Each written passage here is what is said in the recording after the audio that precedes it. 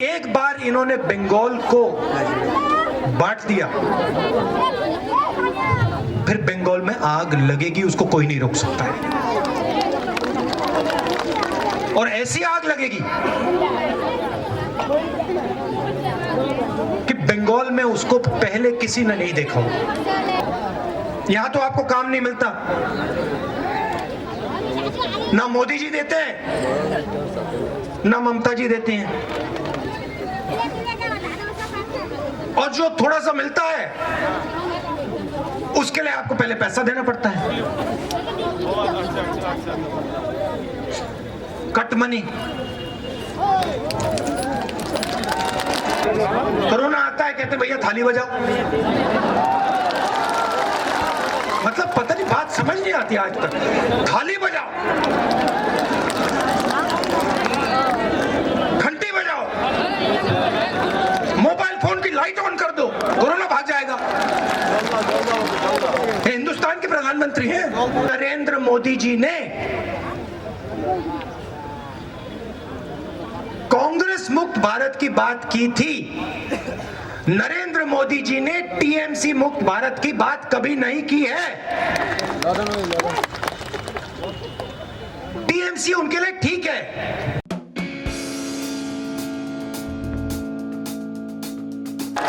केरल से, तमिलनाडु से, असम और पुडुचेरी सारी जगह कैंपेन करने के बाद बंगाल में पहली बार आए हैं, और आए हैं तो ग्वालपोखर में आए हैं।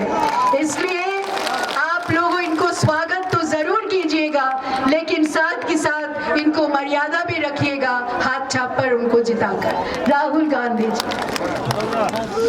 राहुल गांधी, राहुल गांधी, राहुल गांधी जिंदाबाद, राहुल गांधी जिंदाबाद, राहुल गांधी जिंदाबाद, संयुक्त मोर्चा जिंदाबाद, जनता कांग्रेस जिंदाबाद, सोनिया गांधी जिंदाबाद, राहुल गांधी। बीके हरिप्रसाद जी, दीपा दास मुंशी जी, प्रदीप भट्टाचार्य जी, हमारे कैंडिडेट्स मसूद मोहम्मद नासिम एहसान जी, डॉक्टर सदिकुल जी, अनवरुल हक जी, सीपीएम के कैंडिडेट, अली इमरान रम्ज जी, फॉरवर्ड ब्लॉक के कैंडिडेट, स्टेज पे वरिष्ठ नेता कांग्रेस के गठबंधन के कार्यकर्ता भाइयों और बहनों, प्रेस के हमारे मित्रों, आप सबका यहाँ बहुत बहुत स्वागत, नमस्कार। गर्मी में आप मेरी बात सुनने आए, इसके लिए बहुत बहुत धन्यवाद करता हूँ।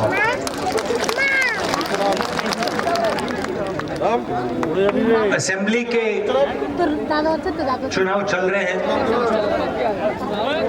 अलग अलग प्रदेशों में ये चुनाव हो रहे हैं, असम में, केरल में, बंगाल में, तमिलनाडु में। और इससे पहले मेरे इन प्रदेशों में दौरे हुए। तमिलनाडु में, असम में,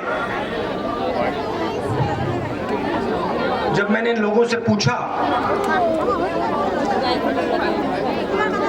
कि आपको क्या लगता है, उन्होंने मुझे बताया कि पहली बार हमें ऐसा लग रहा है कि हमारे इतिहास पे, भाषा पे, हिस्ट्री पे आक्रमण हो रहा है। जो विचारधारा बीजेपी बंगाल में फैलाने की कोशिश कर रही है, वही विचारधारा आसाम में फैला रही है और AIADMK के माध्यम से वही विचारधारा तमिलनाडु में फैला रही है।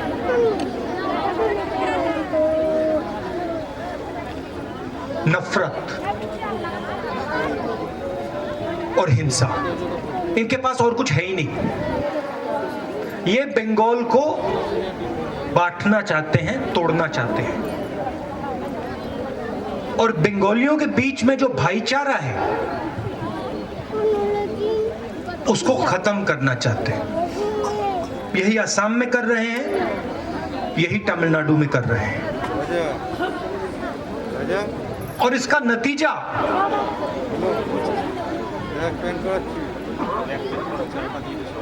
खराब होगा। इनको कुछ नहीं होने वाला। नरेंद्र मोदी को, अमित शाह को, इनको कुछ नहीं होने वाला है। ये प्रधानमंत्री के घर में बैठे हैं,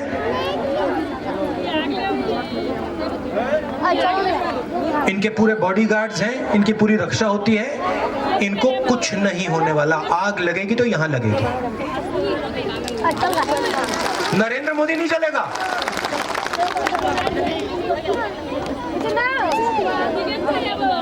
अमित शाह नहीं चलेगा, अमित शाह के बेटे को कुछ नहीं होने वाला। बंगाल चलेगा, बंगाल की माताएं और बहनें रोएंगी। ये होगा क्योंकि एक बार इन्होंने बंगाल को बांट दिया, फिर बंगाल में आग लगेगी, उसको कोई नहीं रोक सकता है। और ऐसी आग लगेगी कि बंगाल में उसको पहले किसी ने नहीं देखा हो। तो हम यहां चुनाव नहीं लड़ रहे हैं, हम बंगाल के इतिहास की, हिस्ट्री की, भविष्य की रक्षा कर रहे हैं। इसलिए मैं यहां आया हूं। मैं यहां चुनाव में भाषण करने नहीं आया हूं। मैं आपको यह बताना चाह रहा हूं कि अगर बंगाल बट गया तो सबसे ज्यादा नुकसान बंगाल की जनता को होगा, बंगाल के भविष्य को होगा। अब आप देखिए,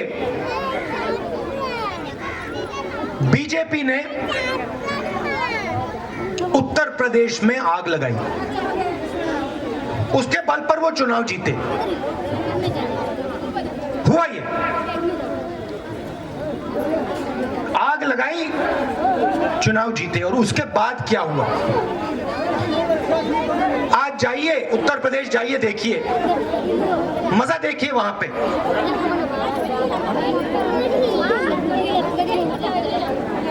कोरोना आता है, अस्पताल लाशों से भरे हुए हैं, जहां भी देखो।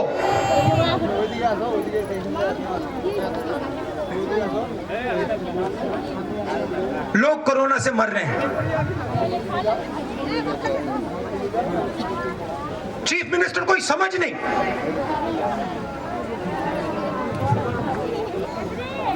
कोई समझ नहीं। विकास की बात करो, कुछ नहीं हुआ। 8 बजे रात को हिंदुस्तान के प्रधानमंत्री टीवी पे आते हैं, कहते हैं भाइयों और बहनों, मुझे 500 रुपए 1000 रुपए का नोट अच्छा नहीं लगा, मैंने उसको रद्द कर दिया, खत्म कर दिया उसको। काले धन के खिलाफ लड़ाई है, कर दी काले धन के खिलाफ लड़ाई।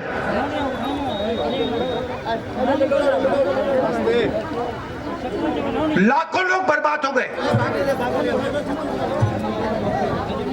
किसानों के घर में जो थोड़ा सा पैसा था वो खत्म हो गया। आपको कहा लाइन में खड़े हो जाओ, बैंक में जाओ, अपना पैसा डालो, बैंक में पैसा रखो। हिंदुस्तान के सब लोगों ने किया। लाइन में मोदी जी दिखे आपको? खड़े थे क्या? खड़े थे? लाखों रुपए का सूट पहनते हैं, लाइन में क्यों नहीं खड़े थे वो? पैसा कहां से आता है? लाइन में सबको खड़ा कर दिया, आपके जेब में से पैसा निकाल दिया, उनके 2-3 उद्योगपतियों मित्रों को दे दिया, और फिर कहते हैं काले धन के खिलाफ लड़ाई चल रही है। उसके बाद जीएसटी लागू की, 5 अलग अलग जीएसटी, 28% टैक्स, छोटे दुकानदारों पर टैक्स, स्मॉल मीडियम बिजनेस पर टैक्स, किसान पर टैक्स। आज तक छोटे दुकानदारों को जीएसटी नहीं समझ आई। आप जाइए किसी से भी पूछ लीजिए, किसी गरीब आदमी से पूछिए, अमीर से मत पूछिए, किसी भी गरीब आदमी से पूछिए नोटबंदी से आपका फायदा हुआ? हाथ जोड़ के कहेगा नहीं हुआ। हुआ? किसी का हुआ यहां पे नोटबंदी से फायदा? जीएसटी से किसी का हुआ फायदा? नहीं। टैक्स कहां जाता है? वही 5-10 मित्र हैं नरेंद्र मोदी के, उनके पास जाता है। कोरोना आता है, यहाँ के लोग बाकी देश में जाते हैं काम ढूंढने, लाखों लोग जाते हैं ना यहाँ से। यहाँ तो आपको काम नहीं मिलता, ना मोदी जी देते हैं ना ममता जी देती हैं, और जो थोड़ा सा मिलता है उसके लिए आपको पहले पैसा देना पड़ता है। Cut money.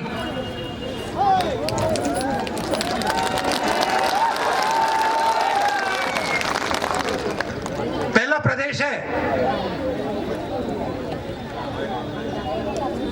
जहां रोजगार लेने के लिए पहले डिपॉजिट देना पड़ता है। पहले डिपॉजिट दो, फिर पता नहीं शायद मिले ना मिले, जेब में से पैसा तो निकलेगा। ममता जी की देन है।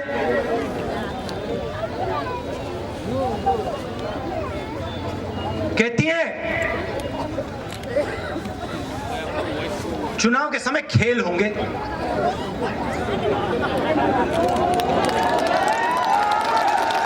कैसा खेल? पहले आप ये समझाइए कि यहां की सड़क कौन बनाएगा? खेल खिलवाना है तो सड़क पे खेलेंगे ना।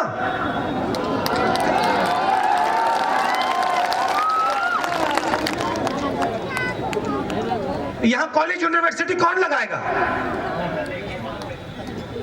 खेल खेलना है तो उसके मैदान में खेलेंगे, वो तो आप देती नहीं।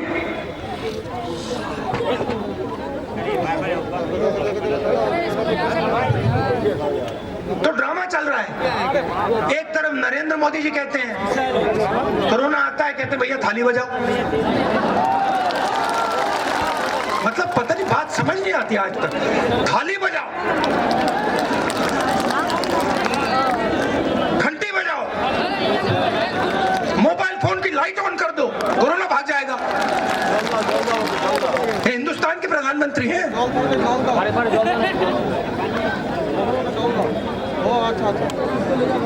भाग गया कोरोना, भाग गया। मैंने पिछले साल फरवरी में कहा था कोरोना से जबरदस्त नुकसान होने वाला है। ये हमारे मीडिया के जो मित्र हैं, क्या ये आप बड़े होशियार हो, सब समझते हो आप लोग। खरीदा हुआ ये कहता है राहुल गांधी सबको डरा रहा है। ये खरीदे हुए लोग कहते हैं राहुल गांधी सबको डरा रहे हैं।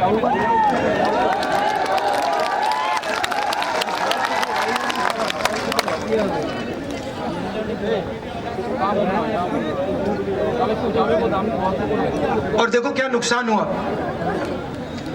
मोदी जी लॉकडाउन करते हैं बिना किसी से पूछे। मैं मजदूरों से मिला, लॉकडाउन के समय मिला, कहते हैं, मैंने पूछा भैया बताओ क्या हुआ। मुझे कहते हैं देखिए राहुल जी हमें एक बात समझ नहीं आई, इस आदमी ने लॉकडाउन किया, हमें एक दिन तक नहीं दिया, अगर एक दिन दे देते 2 दिन दे देते हम घर चले जाते। इसने एक दिन नहीं दिया, इसने लॉकडाउन किया, हम सब बर्बाद हो गए, खत्म हो गए, मर गए। इसने ये क्यों किया? मुझसे सवाल पूछ रहे हैं। मैंने कहा मैं क्या जानूं, प्रधानमंत्री से पूछिए उन्होंने क्यों किया। मगर ये बता सकता हूं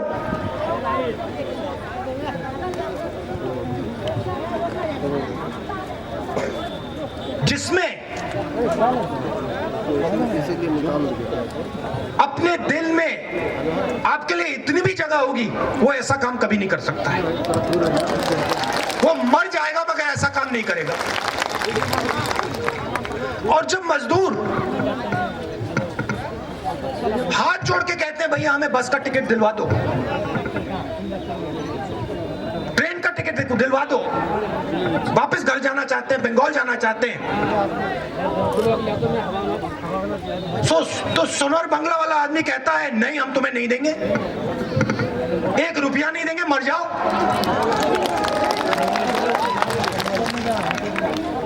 और उनको पैदल चलना पड़ता है हजारों किलोमीटर।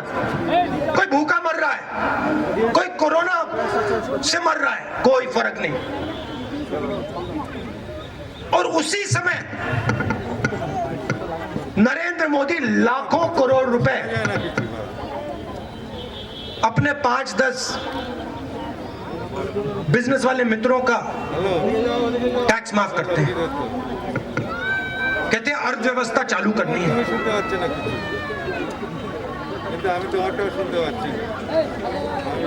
पूरा देश भूखा मर रहा है और आपके जेब में से पैसा निकालकर उन्हीं 5-10 लोगों को पैसा दिया जा रहा है।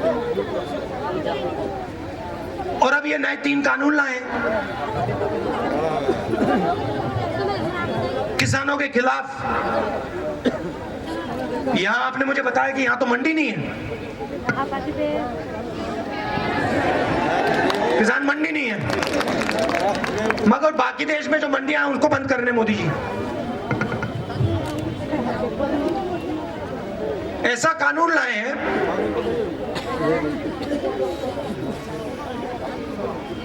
कि कोई भी बड़ा सा बड़ा उद्योगपति कहीं भी अनाज खरीद सकता है। मतलब गरीब से गरीब किसान को हिंदुस्तान के सबसे बड़े उद्योगपतियों के सामने खड़ा कर रहे हैं।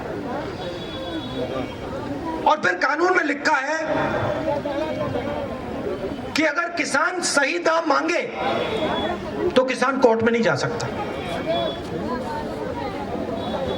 और तीसरा कानून कहता है कि हिंदुस्तान के सबसे बड़े उद्योगपति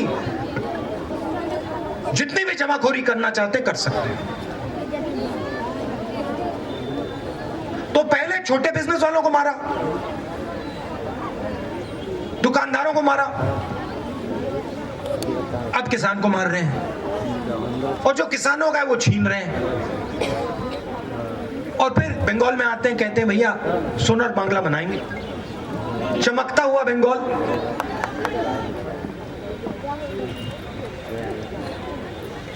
जहां भी जाते हैं यही कहते हैं, सुनहरा तमिलनाडु, सुनहरा असम, सुनहरा यूपी, सुनहरा बंगाल। मगर किया क्या आपने?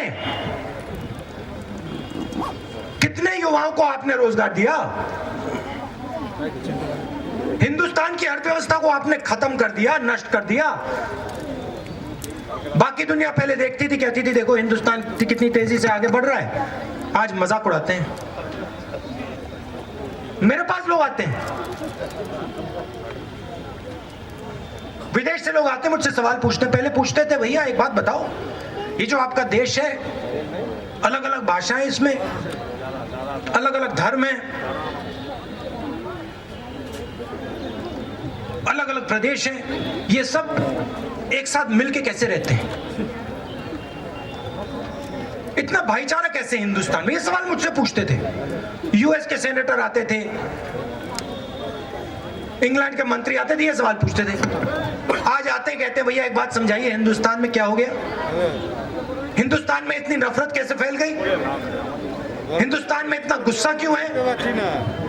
हिंदुस्तान के लोग एक दूसरे को क्यों मार रहे हैं?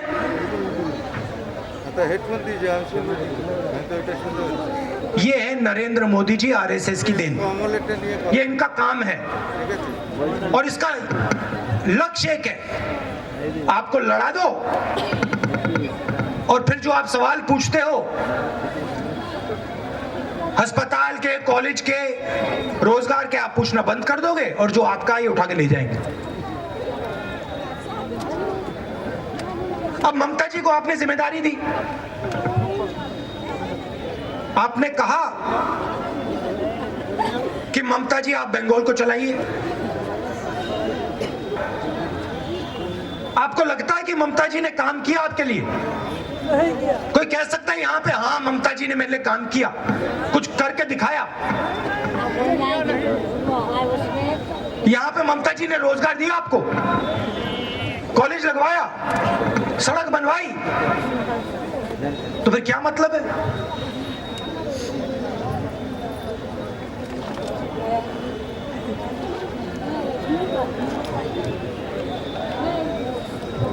तो आपको सोच समझ के हमारे गठबंधन को समर्थन देना है और हमारे जो एमएलए हैं उनको आप भारी बहुमत से जिताइए। और एक बात याद रखिए, देखिए कांग्रेस पार्टी ने हमारे इतिहास में कभी बीजेपी के साथ समझौता किया? कभी किया? आपने देखा, सुना कभी? कभी किया? कभी अलायंस किया उनके साथ? नहीं किया ना? ममता जी ने किया है? ममता जी ने कभी किया? तो आप एक बात याद रखिए, हमारी आरएसएस बीजेपी से विचारधारा की लड़ाई है, हमारी सिर्फ राजनीतिक लड़ाई नहीं है। जैसे दीपा जी ने कहा, उनकी विचारधारा ने हमारे सबसे बड़ी लीडर की हत्या की है,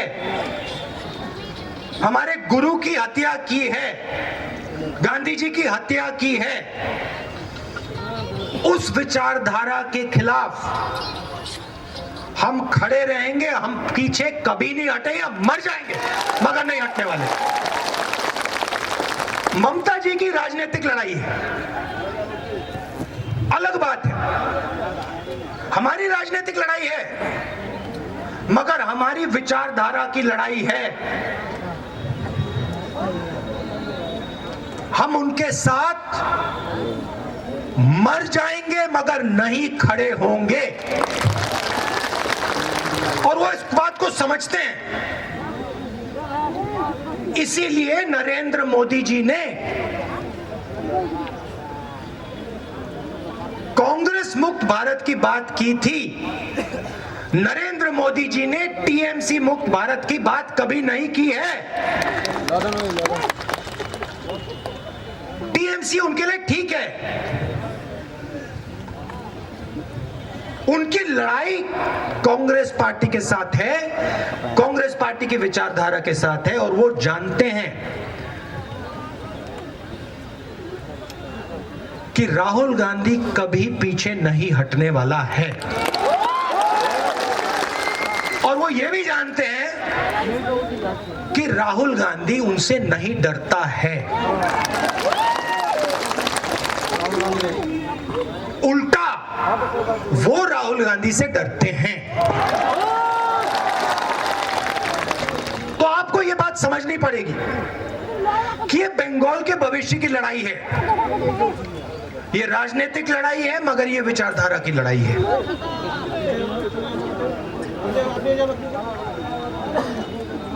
अब ये आपके हाथ में है, बीजेपी को रोकना है, बंगाल को बचाना है, और आप दबाकर हमारे गठबंधन को समर्थन दीजिए, हमारे कैंडिडेट्स को जिताइए। आप सबका दिल से बहुत बहुत धन्यवाद। आप दूर दूर से आए, खासतौर से जो महिलाएं आई हैं, आपको कष्ट हुआ होगा। आप सबको बहुत बहुत धन्यवाद, नमस्कार, जय हिंद। अंत में रमजान की शुरुआत है, आज हम अंबेडकर जी को याद करते हैं, और आपका बंगाल का कल नया साल शुरू होता है, तो इन सब चीजों के लिए आपको बहुत बहुत बधाई। नमस्कार।